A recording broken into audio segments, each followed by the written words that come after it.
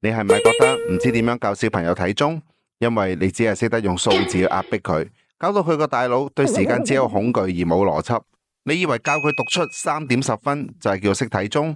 其實喺4至5歲嘅小朋友眼入邊，呢啲全部都係冇意義嘅符號嚟嘅。心理學家話你知，小朋友未有抽象嘅時間感啊，佢唔係唔聽話，佢係對住呢盤數字迷宮感到無力啊。我哋要將抽象變邏輯。話佢知長針係超人，佢跑得好快噶，專門負責衝。佢每行一步都係戰鬥緊嘅。知短針係聖誕老人，佢好老，行得好慢，要等個超人跑完一個大圈，聖誕老人先可以行到一格噶。方法好簡單，將時間變換成能量區。